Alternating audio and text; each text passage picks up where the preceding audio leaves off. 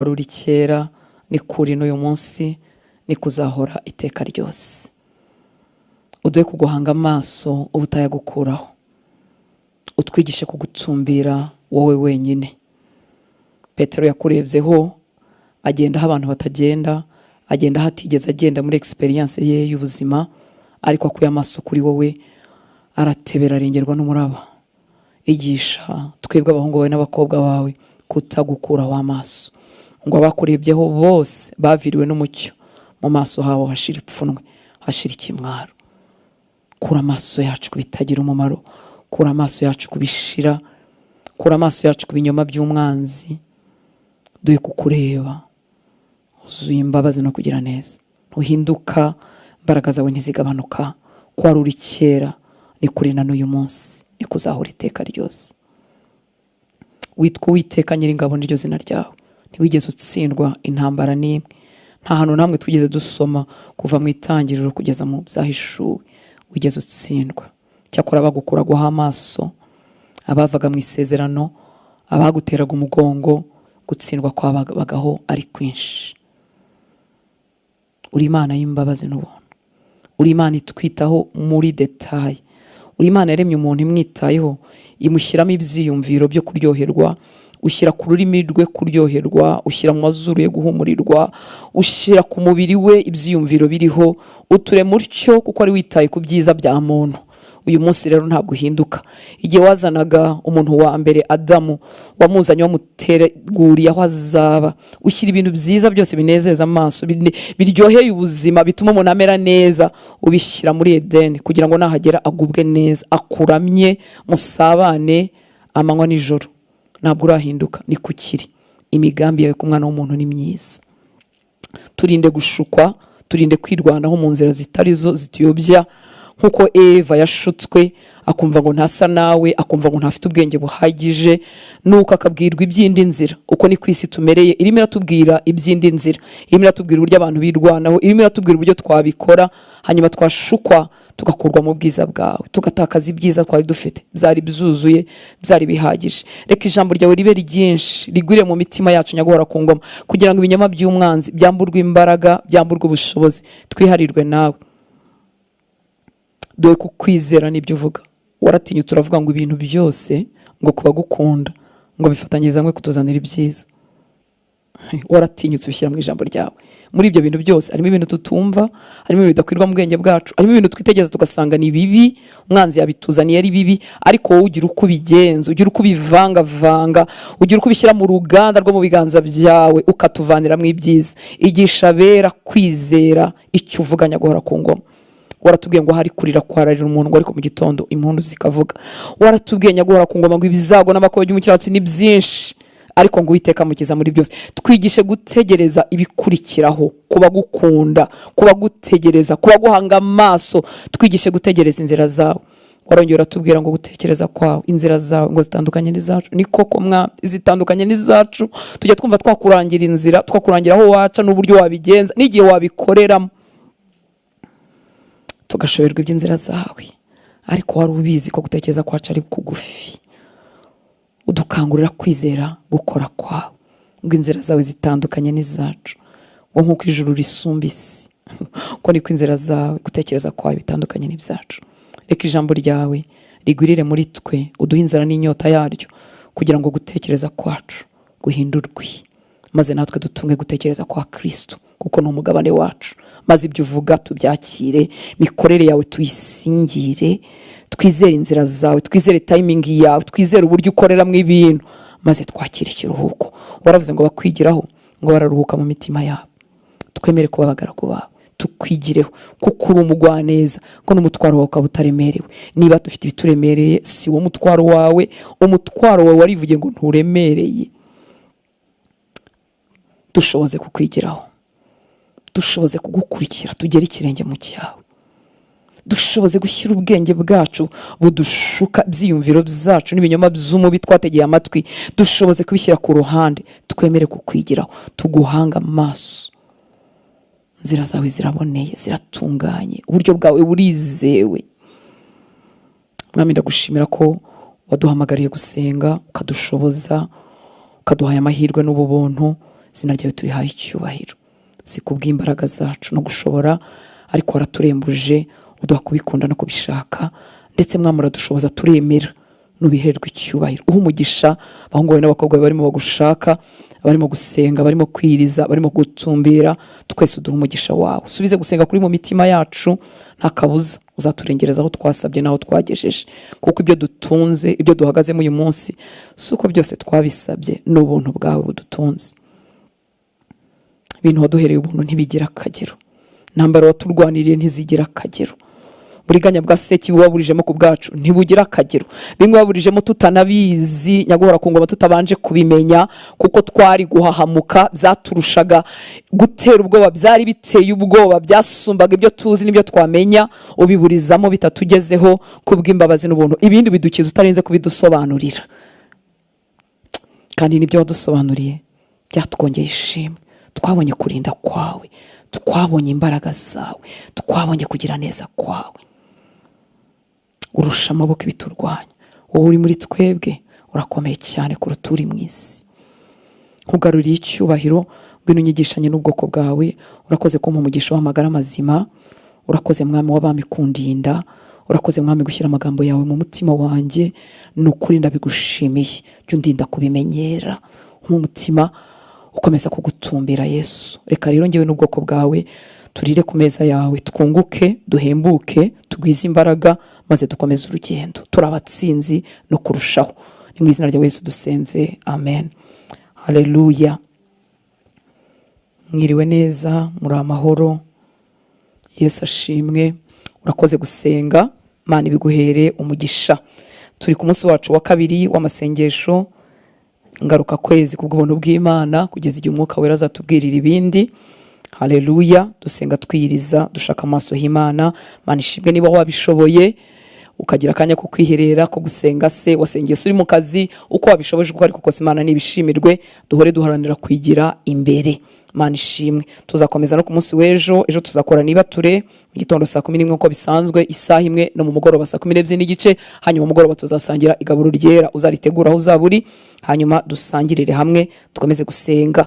Ikindi nuko dufite amasengesho yo gusengera igihugu cyacu n'ubwoko bwacu bw'Abanyarwanda. Si impanuka ko waravutse uri umunyarwanda, Imana yarabigennye ibihitamo, tuvuka dutyo turi Abanyarwanda, hanyuma itugirira imbabazi turakizwa. Dufite rero umurimo wo gusengera bene wacu no gusengera igihugu cyacu.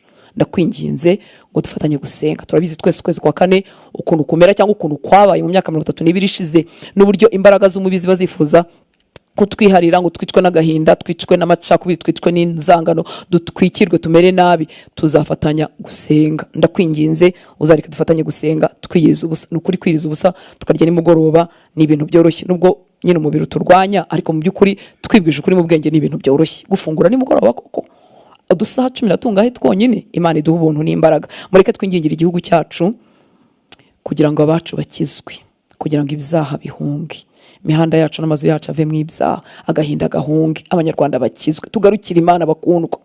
Abashinzwe ubuyobozi n'ubutegetsi barakora ibyo bashinzwe gukora, ariko abitorera umurimo dufite udakumirwa, udafungiranwa, utabuzwa, no gusenga. Kandi gusenga kwacu gufite umumaro. Imana ishimwe. Rero ndakwinginga ngo niba wumva gutarimo kwibaramo kandi warakijijwe, ibaremo, dufatanye urwo rugendo. Umwami Yesu abaho umugisha. Reka tuganire ku ijambo ry'Imana. Twatangiye ku munsi w'ejo, twahaye umutwe uvuga ngo witeguye kurwana no kunesha. Hari igihe abana b'Imana bafatamo kamwe, akumva rwose ari ku rugamba, ni koko arananijwe, ararwanyijwe, ariko agace ko kunesha kakamucika, akumva sibye. Hashinzwe iki? Kukurwanya no kubuza gukomeza urugendo. Ibyo rero birakwiye ko tubimenya kugira ngo twitegure kurwana, ariko no kunesha, kuko itorero rya Kristo yaryubatse ku rutare, ngo n'amarembo y'ikuzimu ntiyarishobora. Muri make si ukurwana no kurwana no kurwana, ahubwo no kurwana tunesha. Niyo gahunda, nibyo twahamagariwe, ni nabyo twahawe. Imana ishimwe cyane. Ejo rero twavuze ku bahesha b'umugisha n'umuvumo. Twavuze kuri Balamu, muramwibuka rwose. Ubwo butwari yarabufite mu mbaraga z'umwijima, yari afite ukuba yavuma abantu bakavumika ngo yabahesha umugisha bakawuhabwa. Baraki yamuhamagara, yari yaramenye ibyo bintu. Birashoboka ko bitari ubwa mbere wakoranye, ntabwo ibyo byanditse muri Bibiliya, ariko kugira ngo amenye ngo ndabizi ko uhesheje umugisha wuhabwa, n'uvumye akavumika, no kuvuga ngo yarazi imbaraga z'umwijima akoreramo. Ariko nagira ngo uzirikane iki, wibuke ko umuvumo w'ubusa udafata. Ngo nk'uko igishwi kijarajara, inyoni ikaguruka gutya, ngo niko umuvumo w'ubusa udafata. akito cyangwa akanya umuvumo ubona ni igihe habaye impamvu. Ariko Imana ishimwe ko bari muri Kristo Yesu twahindutse ibyaremwe bishya, kandi niyo dusitaye dusaba Imana imbabazi. Ariko mu isi y'umwuka cyangwa mu ntambara y'umwuka, ni inyungu, gukiranuka ni inyungu zawe, kutagira umutima ukurega ikibi ni inyungu zawe, kugenda wemera gupfa Kristo akaganza ni inyungu zacu, bigize uruhare runini rwo kunesha kwacu. Imana ishimwe. Ubwo rero abakozi b'umubi bakora, natwe abakorana na Data dukwiriye gukora no kutarangara. Imana idushoboze no gukura, kandi nibyo ngiye gutindaho, no gukura mu nzira ikintu cyose cyatubuza ubwo butware bwo guhesha umugisha, kuko abakorera sekibi bavuma bakagira gute, natwe turabahesha b'umugisha.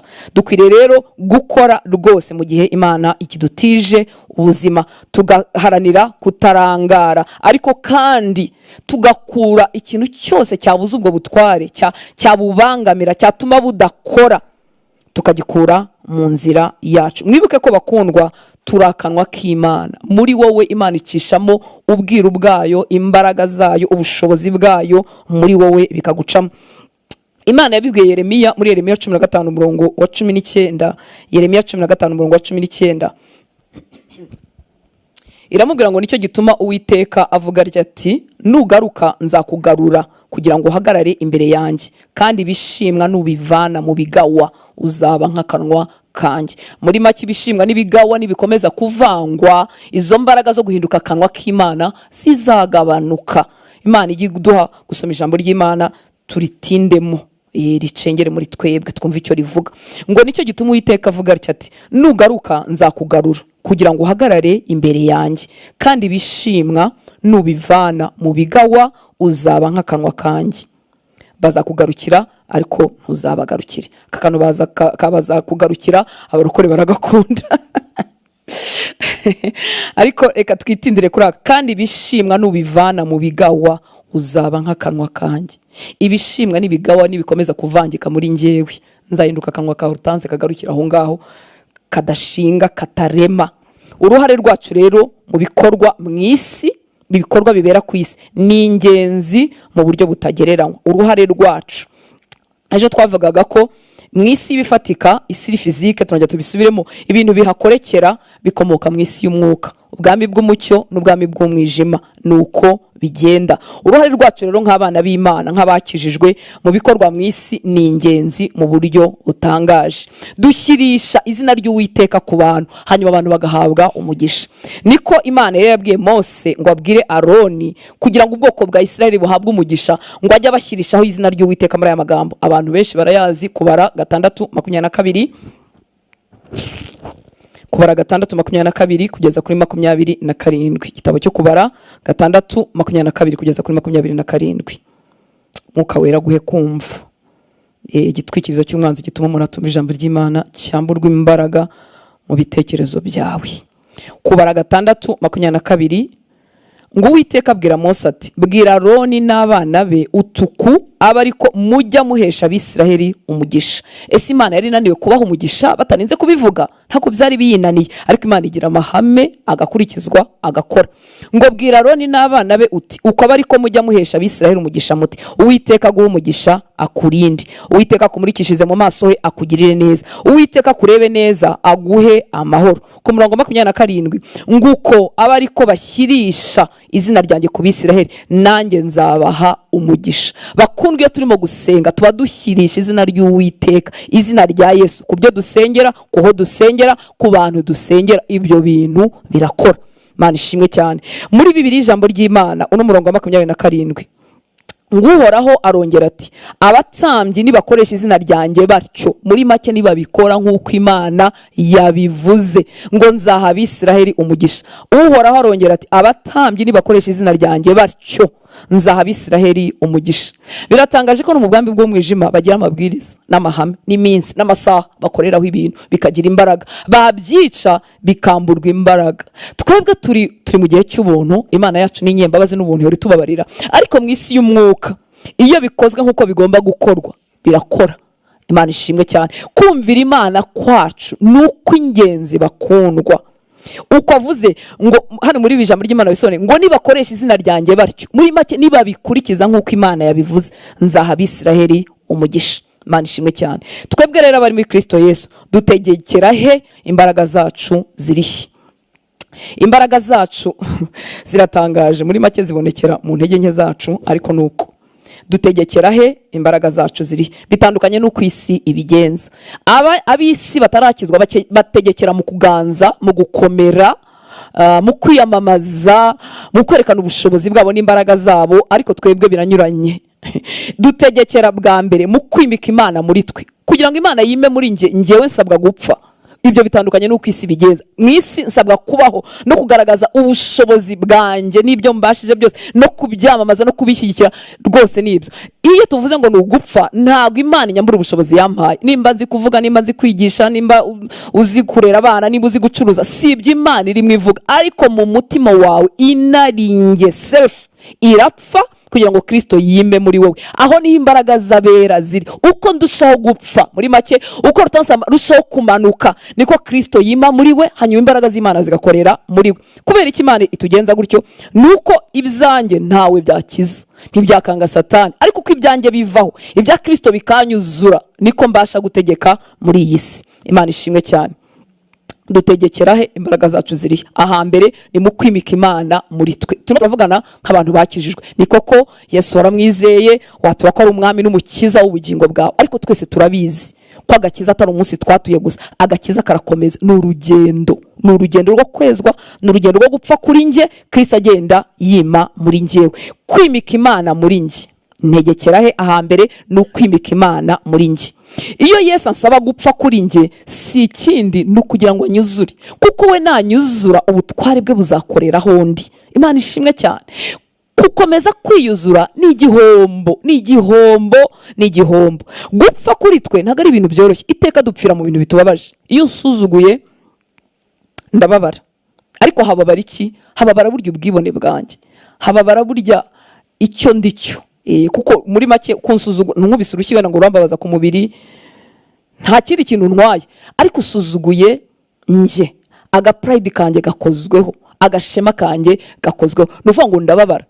Hanyuma muri nje imbere nkagenda mfa. Imana izakomeze twigishe, dusobanurire gupfa. Njya numva ntabasha kubivuga uko bikwiriye, ariko ubwo nyine aho niho ngejeje kumenya. Imana ninyongera ibindi nabyo nzabikubwira. Hari igihe umuntu nta byaha, ibyo twita ibyaha, ntasambana, ntiyiba, ni inyangamugayo, ntabeshya, ni umunyakuri mu bintu byinshi, ariko uzi ko bidahagije ngo umuntu abe yapfuye.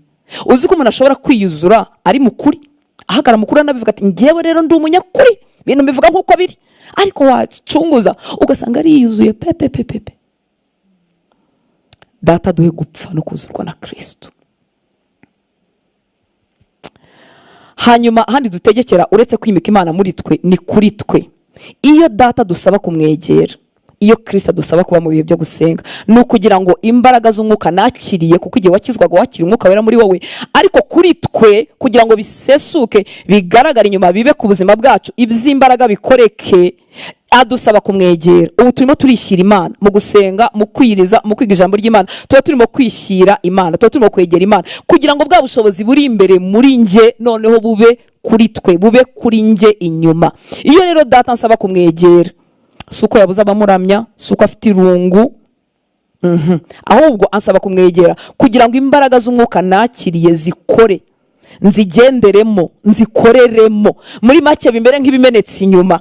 Urabona amazi ashobora kuba ari mu kirahure mo imbere, ariko noneho akameneka inyuma, wanagikoraho ugasanga kiratose, cyangwa aho kigiye kikahasiga amazi.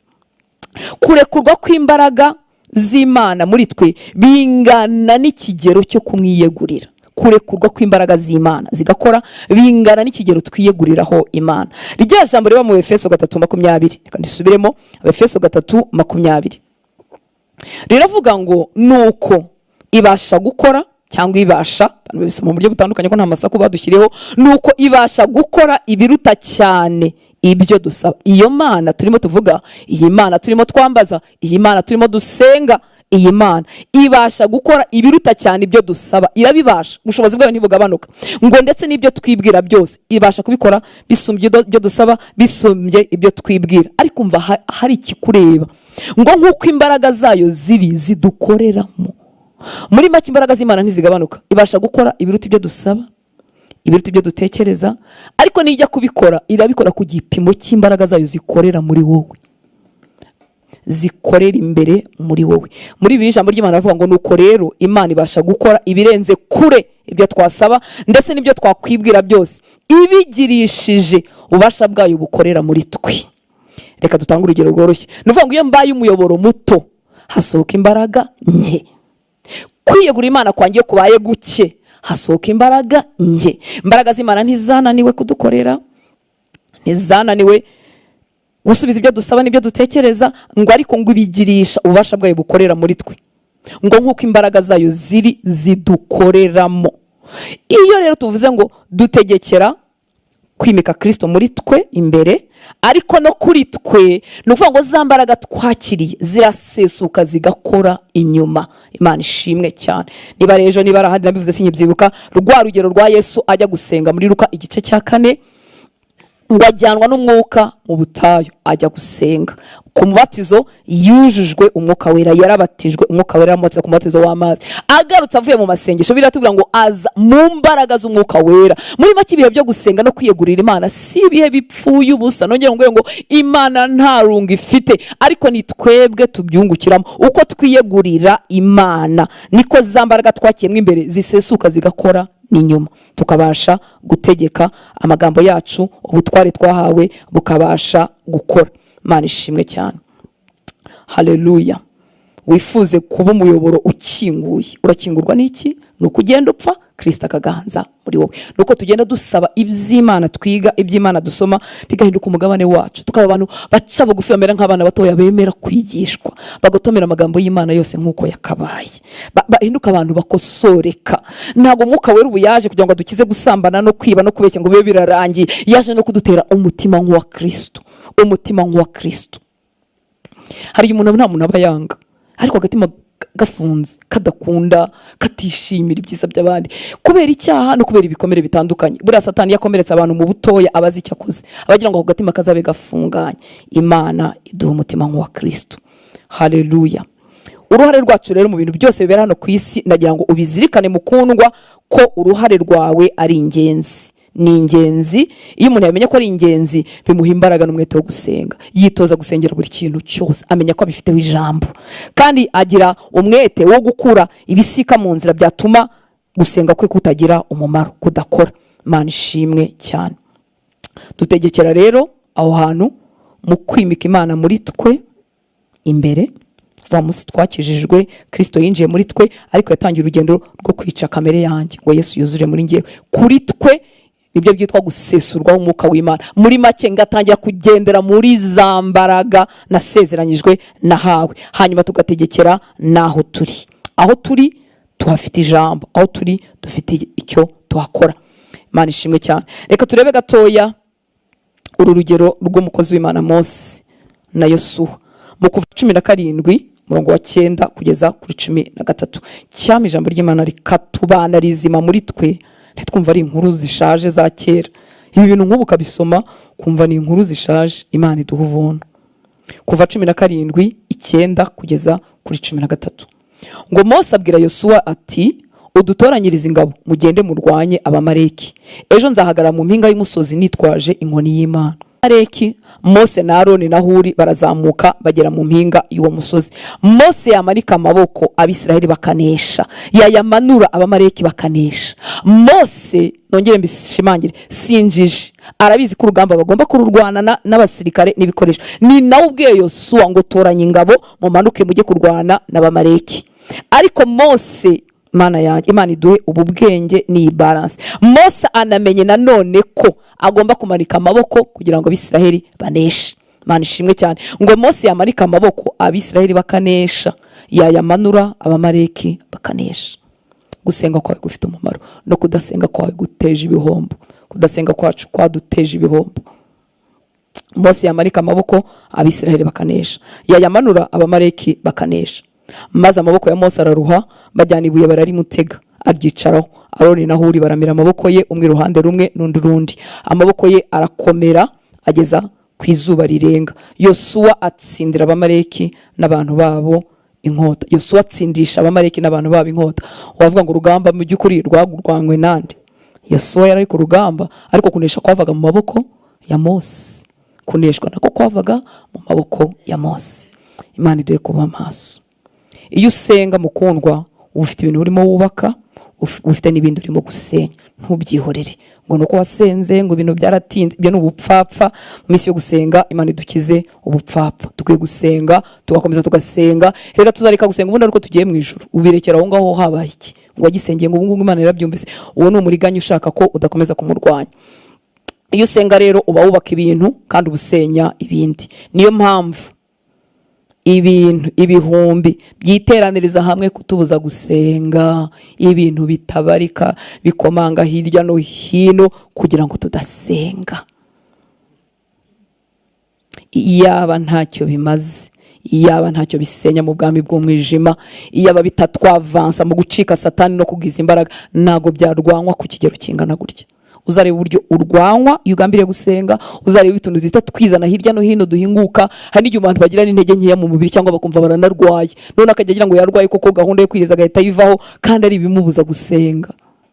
Birarwanywa mu buryo bukomeye kubera ko bifite umumaro ntagereranywa. Imana ishimwe cyane. Ikindi cyangwa se isi n'irari ry'imibiri n'ibiki byose bikiteranyiriza hamwe kudusunikira mu buryo butuma amasengesho yacu ahinduka amagambo gusa. Nari mvuze mu kanya ngo iyo usenga uba wubaka ibintu, usenya n'ibindi.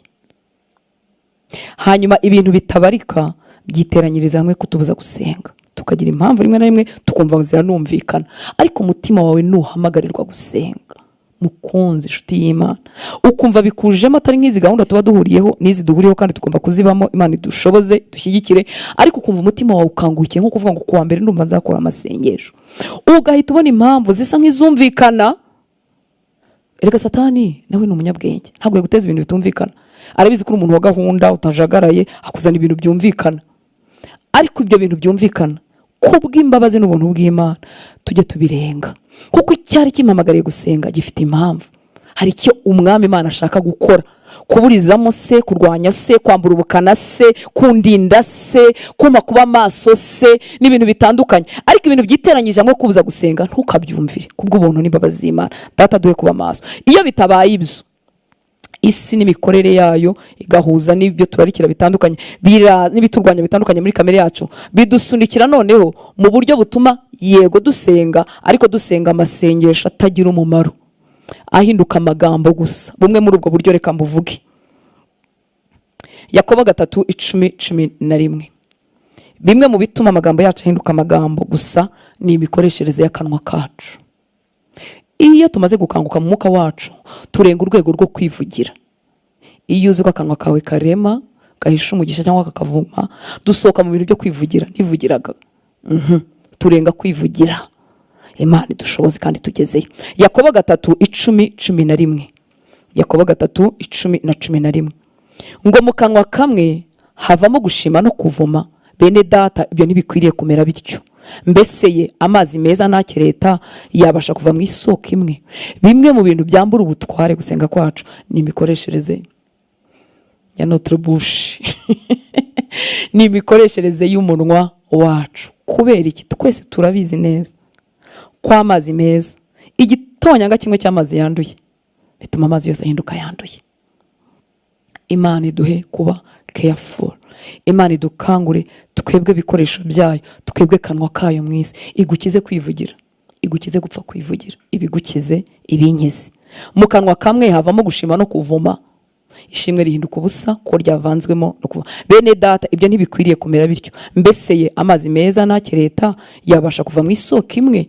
Muri make amazi meza ahita yanduzwa n'amazi akereta. Nari ndimo kuvuga ibintu byikoranyiriza hamwe kugira ngo bitume ugira amasengesho y'amagambo gusa ameze nk'ikiganiro, ntacyo asenya, ntacyo akiza, ntacyo yubaka, ntawahesha umugisha, kubera ko akanwa kacu kavanze. Mu kanya kahesheje umugisha, mu kandi kanya karavumye, mu kandi kanya kavuze ibyiza. Ikigoryi mu mwanya umwisi igicucu, mu mwanya umwisi umuntu utagira umumaro. Ubwo ako ni akanwa kamwe karimo karasengera wenda umugabo cyangwa umugore ngo akizwe cyangwa umwana.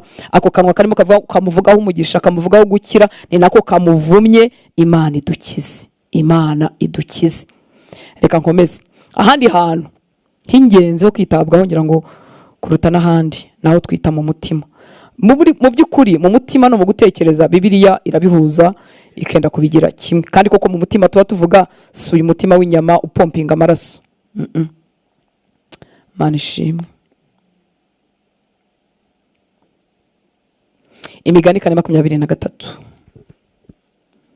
Mu mutima iyo hatarinzwe hatuma amasengesho yacu ahinduka amagambo, kuko ngo muri wo niho havamo ibintu by'ubugingo, niho havamo ibintu by'ubuzima. Muri Bibiliya yera haravuze ngo rinda umutima wawe kuruta ibindi byose birindwa, kuko ariho iby'ubugingo bikomokaho. Bya bindi biza bikabesha. Biriya Mose yakoraga azamuye amaboko si ibyo yigirisha, none ayazamuye inyuma, mu mutima harabyemera, mu mutima harabihamya, n'ibyo avuga n'ibyo arimo gukora, kuko isi y'umwuka ibasha kubona ibyo bintu byose. Imana ishimwe cyane. Rinda umutima wawe kuruta ibindi byose birindwa, kuko ariho iby'ubugingo bikomokaho. Mu buryo bumwe turinda mu mutima nibyo twumva, nibyo dutegera amaso, nibyo tuvuga, kuko biragenda bikinjira mu muntu wamwe imbere. Iyo bitarinzwe bizahuramo akajagari k'ibyisi. Biragoye ko wavuga iby'Imana ivuga, biragoye ko wagumana gutekereza ku Imana kandi byinjiriwe n'ibintu byose bipfuye. Rinda umutima wawe kuruta ibindi byose birindwa, kuko ariho iby'ubugingo bikomokaho. Muri Bibiliya yitwa Nehemiya havuze ngo guard your heart above all else, for it determines the course of your life. Itanga icyerekezo cy'ubuzima bwawe. Mu mutima wawe niho hadetermina the course of your life, hagena uko ubuzima bwawe buzagenda. Kandi aho ni harya ruswa. Ku munwa nacecekamo hari, naceceka abantu nubashye bahari, ariko mu mutima uko hari niko turi. Niko turi, ntihabeshya. Ubu haza ukuri, hazi niba mva harabizi, haza ukuri. Muri Bibiliya ijambo ry'Imana nakunze ukuntu bavuze ngo ujye ushishoza mu byo utekereza. Murumva wa mutima uhuye no gutekereza. Ujye ushishoza mu byo utekereza, kuko ari byo soko y'ubuzima. Mu bitekerezo byawe hicayemwo iki? Ujye ushishoza mu byo utekereza, kuko ari byo soko y'ubuzima. Ibi turimo kuvugaho ni ibintu bituma amasengesho yacu ahinduka amagambo atagira imbaraga.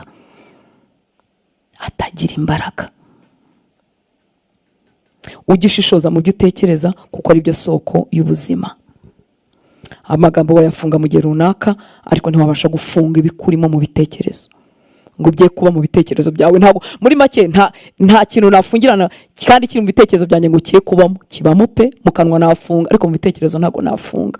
Ahubwo tubaharinda ibyinjiramo. Ikindi ibirimo tubikosoza iby'Imana ivuga, bikagenda bikinjira bigahindura uko ntekereza. Niriya magambo aba mu Roma 12:1-2. Duhinduke rwose tugize imitekerereze mishya. Bibiliya yerikoresha imitima mishya, ariko ndahinduka rwose. Nuvuga ngo ibitekerezo byanjye bisanzwe birwaye, bipfuye, byaratawe, byarababajwe, simbizi, bifite ibyo kuva mu bwana, ibyo mu bukumi, ibyo mu bugore, bifite imiruho y'isi itandukanye. Niki kibimvugururira? Niki gihindura uko ntekereza? N'amagambo y'Imana ambwira urukundo nakunzwe, ambwira uburyo ndi w'agaciro mu maso ya Kristo, ambwira uwo ndiwe mu Mana, hanyuma uko ntekereza kukagenda kugahinduka. Kandi uko guhindutse na the course of life irahinduka, inzira y'ubuzima nayo irahinduka. Nishobora guhinduka muri no rugendo ibyo nibwira bitahindutse. Ibyo byose iyo nibwira ibinyuranye n'ibyo nsengera, iyo nibwira ibinyuranye n'ibyo ku munwa, bituma amasengesho ahinduka amagambo atagira imbaraga. Mana itugirire ubuntu. Reka mbaho urugero rwo mu Kubara igice cya 13, waza gusoma n'igice cya 14. Ni inkuru akenshi tuba tuzi, ariko reka tuyibukiranye. Kubara 13:30 ngeze kuri 33 nkoresheje Bibiliya ijambo ry'Imana. Imana yarabwiye Mose ko yohereza abatasi i Kanani bakajya gutata. Baragenda baroherezwa bari kureba ubwiza bw'igihugu, gukomera kw'ingabo ziriyo, uburyo imidugudu yabigoswe n'amabuye, bakazana n'imbuto zaho z'ibyiza. Bari kujya gutata muri make bakamenya ko igihugu cyifashe. Baragenda ari 12 nkuko bagiye. Hanyuma ngaba baragarutse barimo baratanga ripoti. Ku murongo wa 30 niho duhereye. Kubara 13:30 ngo abantu batangiye kwinubira Musa, Kalebu arabacecekesha, arababwira ati ngo abantu batangira kwinubira Musa. Kareba arabacecekesha arababwira ati nta kabuza tugomba kuhatera, dushobora rwose kukigarurira. Mu gutekereza kwa Kareba harimo gushobora kukigarurira bitewe n'Imana yabahamagariye kujyayo, arayizi arayizeye. Ngo ariko abandi batasi baravuga bati ashwida nibishoboka kubera ko abagituyemo baturusha amaboko. Ntibyari ikibazo cyo kurushwa amaboko cyangwa kuyabarusha, byari ikibazo cy'Imana ibajyanayo. Ni ukuri bituzengurutse biteye ubwoba, ariko si Imana iri mu ruhande rwacu. Imana yaduhaye Kristo, Imana iri kumwe natwe. Ese nabyo biyirusha amaboko, birusha Imana amaboko? Ibi rero sibyo basabwa kuvuga ngo ntibishoboka kubera ko abagituyemo baturusha amaboko. Iyo baza kuvuga ngo abagituyemo baturusha amaboko ariko ntibagerekeho ngo ntibishoboka, ntacyo byari bitwaye. Gukonstate ko ikibazo gikomeye burya ntacyo bitwaye. Hari n'igihe mu kirokore tubyica ukanga kureba ibibazo, kirebe unamenye ko gikomeye ariko uhindukirira Imana ikomeye kukiruta. Gukonstate ni ibisanzwe, ni amadeni arakaze, banze gukizwa birakomeye, bimeze nabi, ni uburwayi ni bwinshi, nta gatege urarambaraye, ni ukuri birakomeye pe. Kudakonstate nabyo ni ubundi buswa, ukabitera umugongo ukanabihunga. Oya, iyo business ntigenda wiyihunga, irebe urebe no gukomera kwayo, ariko ongera urebe n'Imana ishobora byose. N'Imana ishobora byose. Ibyaha bikwizingiyeho urabona utabasha gukira, ongera urebe Yesu ushobora byose, wazanywe no gukiza abanyabyaha. Ikosa riba kureba ibikomeye warangiza akaba werekezaho amaso, ibyo ni ikosa. Uzarambarara se kuzarambarara kureba ibikomeye nawe ukipimamo, bizaba bikurusha amaboko. Iri niryo kosa. Ngo ashwida ntibishoboka kubera ko abagituyemo baturusha amaboko. Nuko batangira kubeshya Abisiraheli iby'icyo gihugu batase, bavuga bati ni igihugu kirimo umwiryane n'abagituyemo bose ni abantu barebare kandi banini, ndetse 33 naho ni igitangaza. Ndetse twahabonye n'abantu b'ibihangange bakomoka kuri Anaki, iyo twigereranyaga nabo twabonaga tumeze nk'inshishi. Muri Bibiliya bavuga inzige, muri Bibiliya ijambo ry'Imana bakavuga inshishi. Ngiyo twigereranyaga nabo twabonaga tumeze nk'inshishi. Umva kandi gatangaza kaba mu bitekerezo ngo kandi nabo niko batubonaga, ntibavuganye ntibabibabwiye. Gutekereza mutima utaravuguruye, mutima utagwiriwemo n'ijambo ry'Imana uzahora ugushuka, uzahora ukubwira ngo nabo babibonaga he ko abatasi ntibavugana nabo bagiye gutata. Niko bimeze, abatasi batata bihishe ariko bibonye bo bameze nk'inshishi. N'abari abagabo barebare barabibavugira ngo nabo batubonaga tumeze nk'inziki, tumeze nk'inshishi. Niyo mpamvu bakundwa, nzabisubiramo, yego nzakomeza kubisubiramo kugeza igihe nzaba ntakibasha kuvuga nshaje. Niyo mpamvu gusenga kutagira ijambo ry'Imana no gutakaza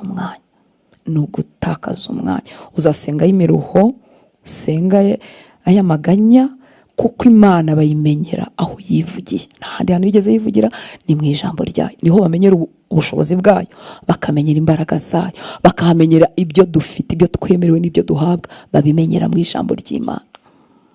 Mana iduha ubuntu, iguha inyota. Utaranayihabwa gira discipline, se kujya ku kazi udafite imbaraga. Ariko bakundwa, kujya ku kazi udafite imbaraga, ko wiga nibura umunyeshuri kandi unaniwe utaragira n'inyota, jya mu byanditswe, jyanamo discipline isanzwe, nk'uko ibintu byose by'umumaro ubikora niyo unaniwe. Kurara kuri report z'akazi ukaziraraho joro rikagera, kuko biri ngombwa. Kurya amagambo y'Imana biri ngombwa.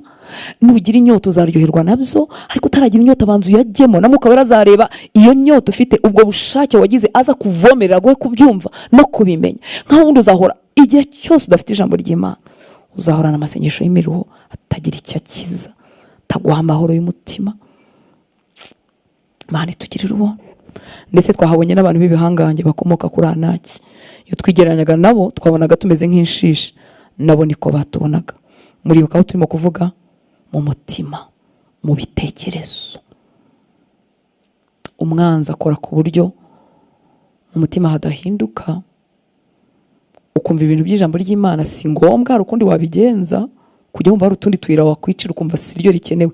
Niryo ryonyine rifite imbaraga yo kuvugurura uko umurokora atekereza. Niryo ryonyine ritakugwiriye muzakomeza gutekereza nk'uko wahoze utari wakizwe. Cyakora uwo wakijijwe ariko uzagumana ibitekerezo byo gutsindwa wari ufite utaramenya Kristo. Ijambo ry'Imana riradukiza, ridukiza indwara twahoze dutegereje, ridukiza amavunane, ridukiza umuruho, ridukiza ibyago n'amakuba, riratwemesha n'ibyo dutegereje tutari twabibona, kuko ni ibyo kurya bitunga ubugingo, ntabwo bihinduka. Imana iguha inyota itaraza koresha discipline ryige. Umva abavuga butumwa ariko nawe wiyigisha uryisomere. Ninde muvuga butumwa se uzagira ikibwiriza gikavaringa kuva mu itangiro kugeza mu byahishuwe? Niyo tugerageje gusoma amagambo y'Imana menshi nayo nicyo gihande turimo, ariko inama z'Uwiteka zose zuzuye muri ibi byanditswe byera. Shira ubunebwe, rwana. Ikindi bibuka ko ni ukurwana, kuko Satani ntashaka ko bikubamo kugira ngo akomeze akubashe akurambike. Ntashaka amagambo y'Imana. Hari iyo discipline yo kwiyemeza, ariko hari no gutsikamirwa n'umwanzi agira ngo utabisoma, utangiye kubisoma ugasinzira ukabirambirwa, ukumva n'ubu wenda urimo uravuga ariko uyu mudamu wararangiza ryari. Hari ukurwanwa. Kuki dutega ibikurukuru byo mu mujyi wa Kigali yo tubitega amatwi ko amatwi atarambirwa? Ko umuntu abyumva akajya yumva afite n'amatsiko yo kumenya byagenze gute kwa mugore no wa mugabo, birakureba. Wabajije ibyo mu ijuru ko ibya Yesu tutarangiza kubyumva ngo tubirangize. Imana itugirira ubuntu. Uku kwibona nabi nongere nkubwire mukundwa, uku kuyoberwa imbaraga z'Imana, ibi byago byabaye kuri bano bagabo natwe bijya bidukomangira, nago bikizwa no gusenga, bikizwa no gukomeza kwiga iby'Imana. Cyakora gusenga kwaguhesha kanyota uhawe na Mwuka Wera, kwagutera ishyaka ryo kwegera gutyo. Mana ishimwe. Hanyuma Mwuka Wera akabikoreramo, nkavugururwa uko ntekereza, ukavugururwa uko utekereza. Ikindi kintu gituma amasengesho yacu ahinduka nk'amagambo, ntagire ububasha, ntagire imbaraga, ntidukorerwe twavuye ku munwa twagiye ku mutima cyangwa ku gutekereza, tugiye kuri twebwe na none ubwacu. Gushakamo ibimpesha icyubahiro, ibidahesha data icyubahiro. Ibi marezo tubikora rimwe na rimwe inconsciemment, kubera ko tukiyuzuye tukabikora tutabizi. Ari uwo twaganiraga ubushize ambwira, sinzi ko urugero nje rwibuke neza, ariko yarambwiraga ngo umuntu yari arimo gusenga, sinzi ikibazo yari yagize sinkibuka, none ngo arimo avuga ngo ari kumana ngo ubu koko ngo urabyihoreye, ngo izina ryawe risuzugurwe, ngo ukorwe n'isoni, ngo wanze kwihesha icyubahiro. None ngo Imana iramubwira ngo subwirwa n'iki ibimpesha icyubahiro undusha kubimenya.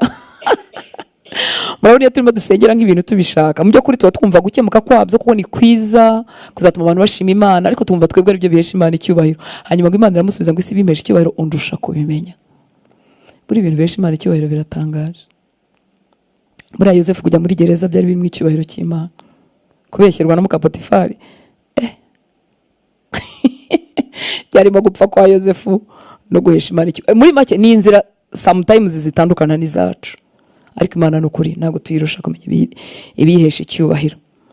Reka nigarukire. Hari igihe rero ibiduhesha icyubahiro tubishakamo inconsciemment, tutabitekereje, tutanabizi, kubera ko tukiyuzuye. Ibintu biri bubyibushye icyo Yesu yaje kubamba. Ndimo ndasengera ibibyibushya icyo Yesu yaje kubamba. Yesu abamba kamere yacu, hanyuma nkaba arimo gusengera ibiyibyibushya,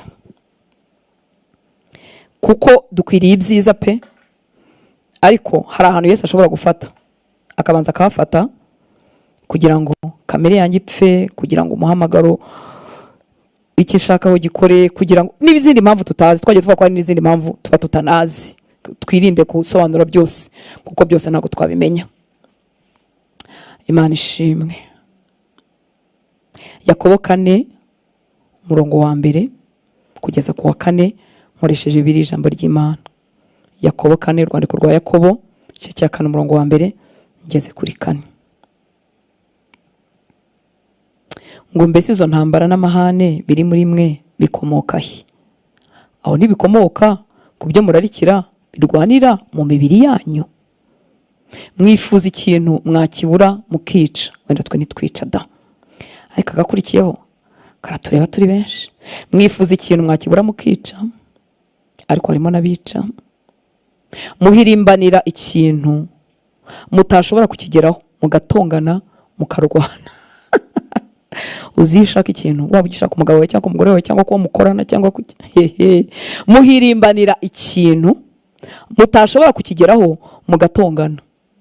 Intonganya zivaye hagati y'abagore n'abagabo. Nuko yabishakaga, undi nuko yabishakaga, bitagenda uko intonganya zikaza. Hari ibyo tuba dusaba cyangwa tuvuga mu by'ukuri ari ibintu by'ukuri tunemerewe tunakwiriye. ariko se kuki bitubyutsa mw'intongana? Ni ukubera twa dukamere tuba tukiduhagazemo.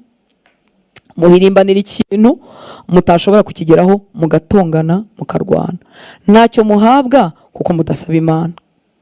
Biratangaje ngo niyo musabye nimuhabwa kuko musaba nabi, mushaka ibyo gutagaguza mu byo murarikiye, dushaka kubyayisha irari ryacu. Kandi hakavuga ngo mwabasambanyi mwe, mwibuke ko bakoresha abasambanyi ahangaha ni ibintu byiza Imana muri twe, si ubusambanyi sexuel gusa. Nenga kwa kundi iyo ubwoko bwa Israel bwajyaga kubigirwa Mana bakagira ibindi bintu bibarutira Imana, Imana yabitaga ko basambanye. Mwabasambanyi mwe, mbese ntimuzi ko ukunda iby'isi aba ari umwanzi w'Imana? Nuko rero umuntu wese uhitamo gukunda iby'isi aba yigize umwanzi w'Imana. Hari igihe ibyo dusaba tuba tubikunze cyane kuruta uko dukunze Imana. Ibi bintu biratangaje ngo bikaduhindura kuba abanzi b'Imana. Niyo dusabye ntiduhabwa kuko dusaba nabi, dushaka ibyo gutagaguza mu byo turarikiye. Ese Imana yanga ibyiza ku bantu bayo? Oya pe. Imana y'imbabazi igusha imfura ku babi n'abeza. Imana iha abakizwa kubyara, igaha n'abarozi kubyara. Imana y'imbabazi iha abicanyi ubutunzi.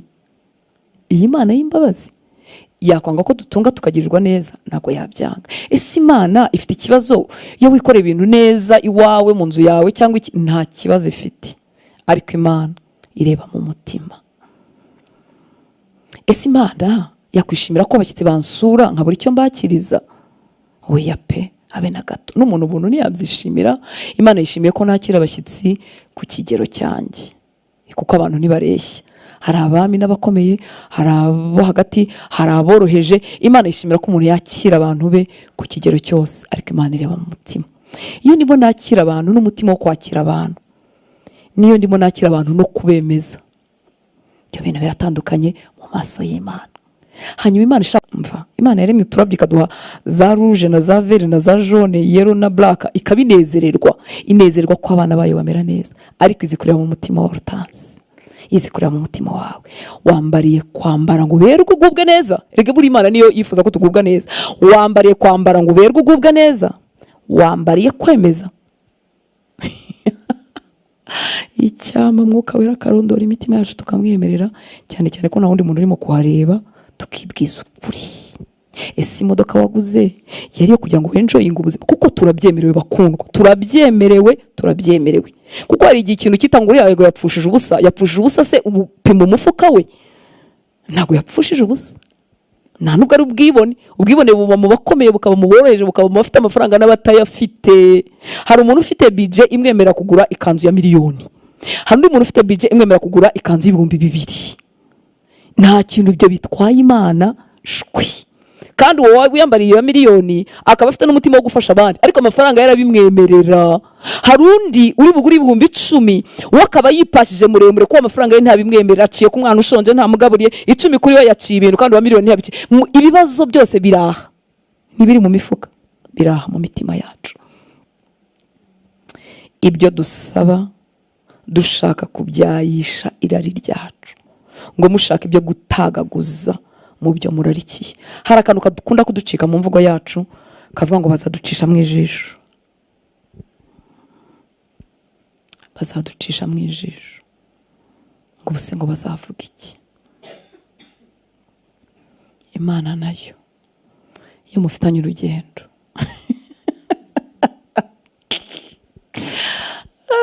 iyo mufitanye urugendo iriyaranja ugakira, bazavuga iki? Ugasigara uriho guhesha Imana icyubahiro, icyo bazavuga. Kandi atari uko wabaye igiharamagara, atari uko wabaye umurakare, no, ahubwo wakize, urimo urakira.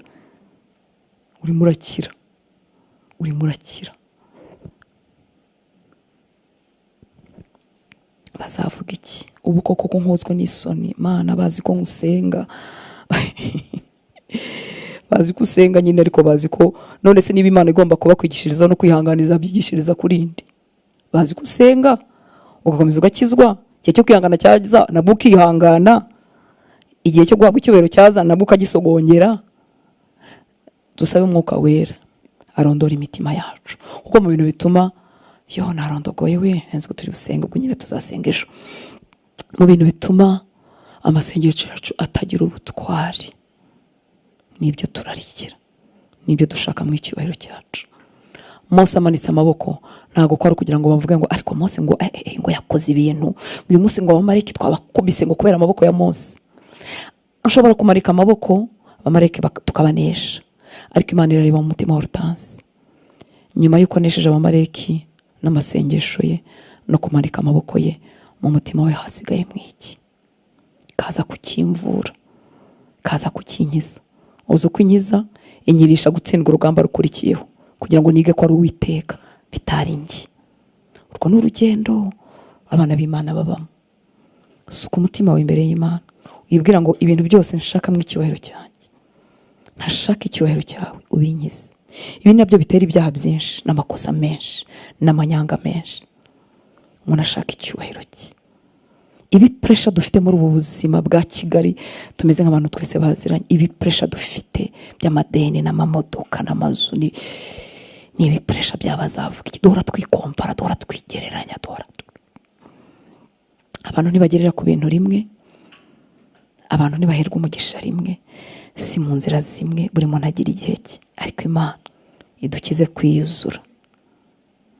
Ntabwo twabona ko dutanga ingero z'uburyo bwose, ariko niwemera ugasuka umutima wawe hasi muri iyi minsi yo gusenga no kwiriza, ukabwira umwuka wawe uti rondora harwaye hanjye, nkiza ubwibone bwo mu mutima, ndondora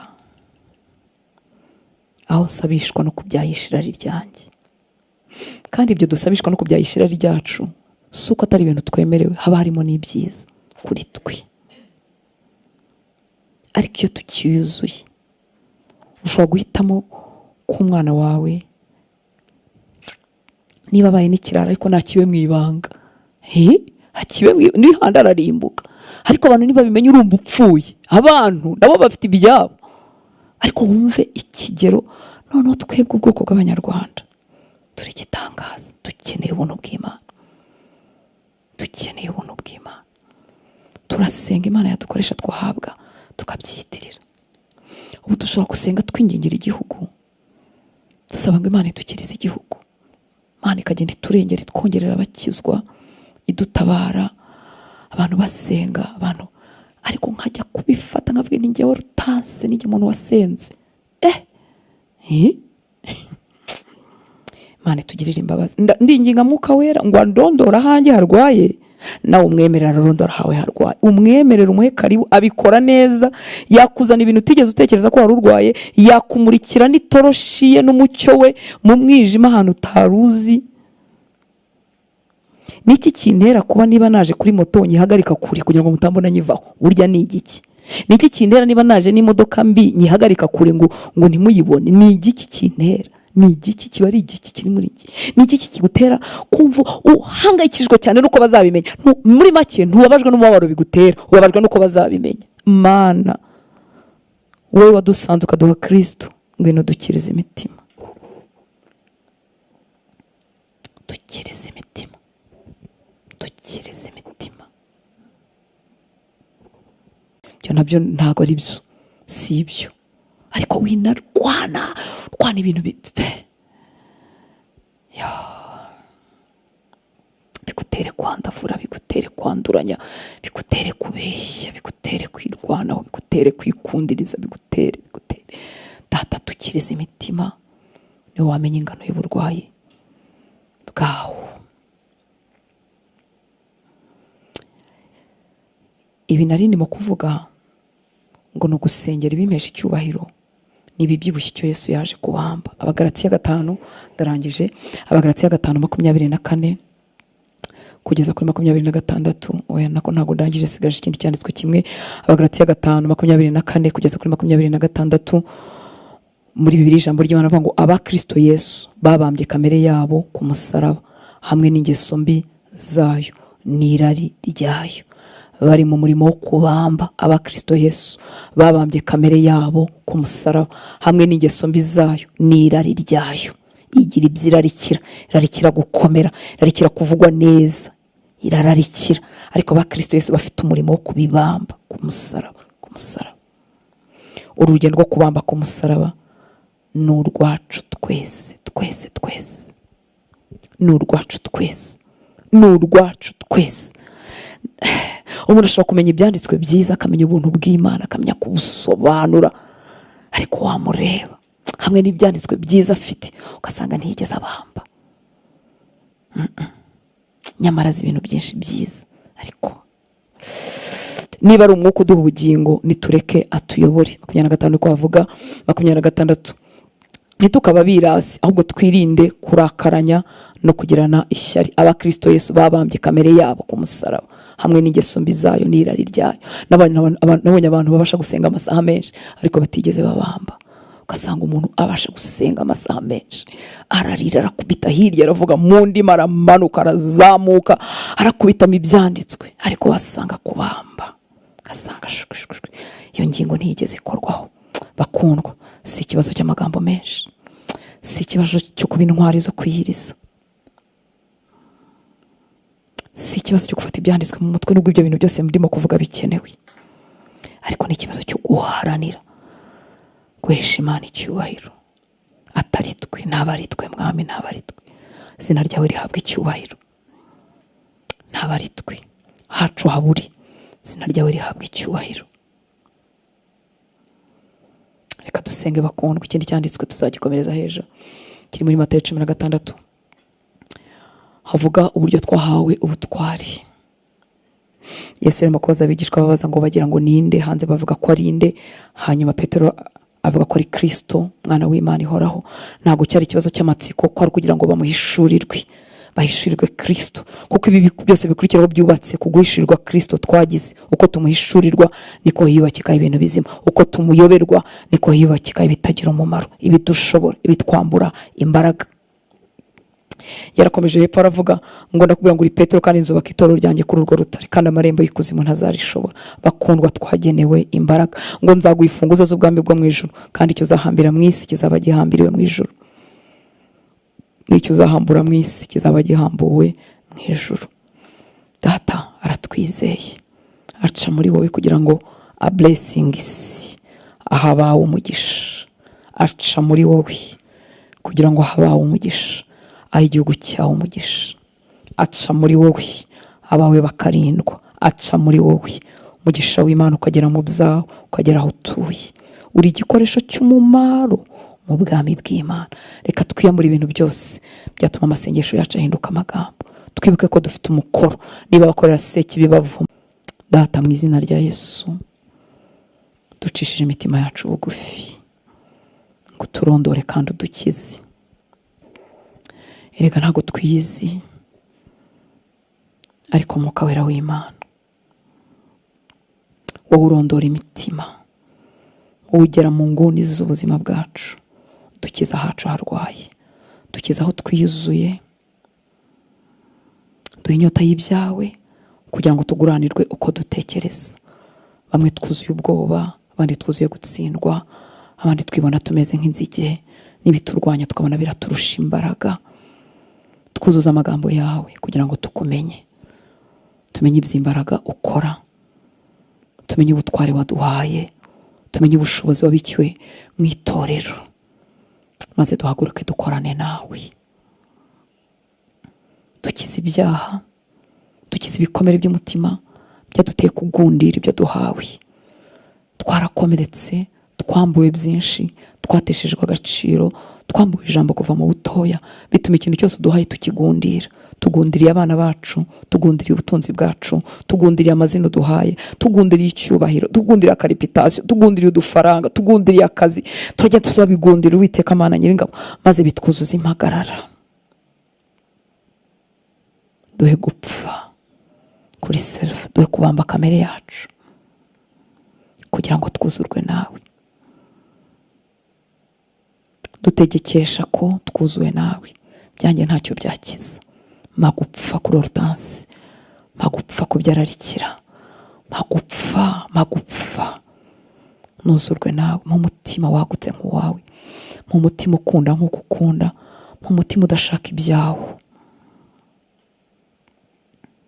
mu mutima ushaka ibyawe n'ibiguhesha icyubahiro, mu mutima ushaka ibyiza ku bandi, mu mutima utihozaho amaso. mpindukiza. Waratubwiye mu ijambo ryawe ngo watanze ubugingo bwawe ku bwacu, ikidukwiriye nuko natwe twatanga ubugingo bwacu ku bw'abandi. Ntitubizi, maso yacu aduhoraho twebwe n'abana bacu n'abagabo n'abagore bacu n'ibyacu. Twigishe guhindukira kugira ngo twere ibikoresho by'umumaro. Reka ijambo ryawe rigira ubutware mu mitima yacu, rigira imbaraga mu ngingo zacu. Mwami, twongeye kuzana n'ibindi byifuzo byose twazamukanye imbere yawe, ngo turengere wongere uduhere ubuntu nk'uko waduhereye agakiza ubuntu. Uduhere kwigira imbere kubwo buntu bwawe. Uduhe umutima uciye bugufi kugira ngo iby'ubuntu byose tubihabwe. Waravuze ngo urwanya abibone, ngo ariko abicisha bugufi bahera ubuntu.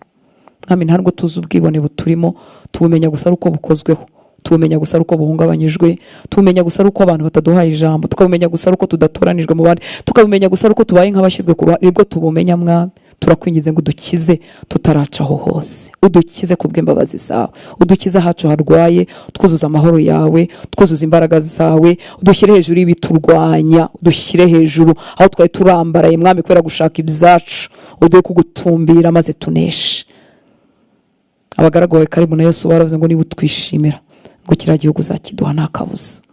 Nta kabuza tuzagera aho tujyana, nta kabuza tuzasingira ibyo watuvuzeho, nta kabuza tuzagara muri za gakondo yacu, nta kabuza tuzaba bo wifuje ko tubabo, nta kabuza tuzasozana nawe urugendo. Dushoboze kugira ubuzima bukunejeje, buguhesha icyubahiro. Tuguhaye abacu, dore Mwami tuba twaserutse dufite abacu batakuzi, dufite abavandimwe batakuzi, dufite abana batakuzi, dufite abo twashakanye batakuzi. Mwami w'abami, bavuye mu mubiri uyu munsi barimbuka.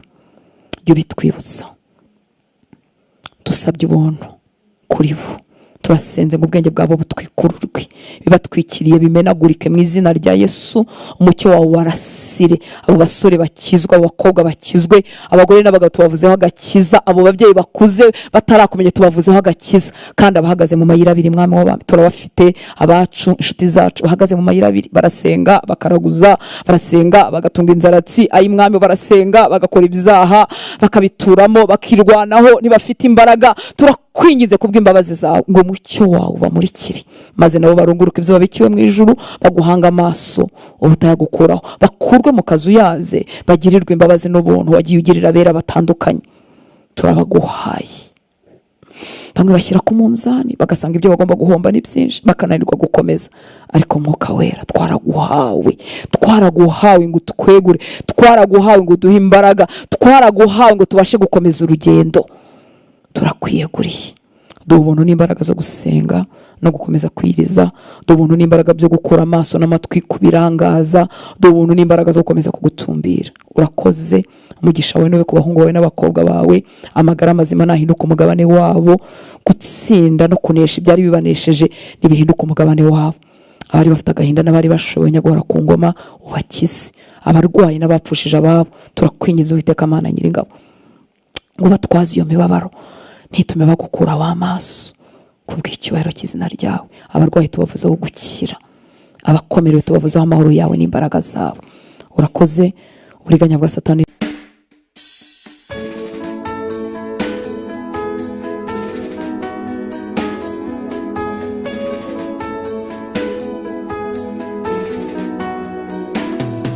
ibyo ukora biratangaje, ubuntu bwawe ntibusanzwe, urizerwa Mwami mu byo uvuga.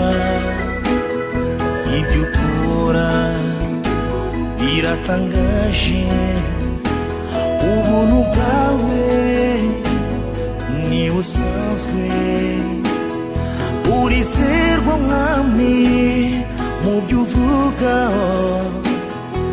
Warwanye intambara nyinshi Yesu, nta nkuru nigeze numva ko watsinzwe. Uri yawe Mwami, uri yawe.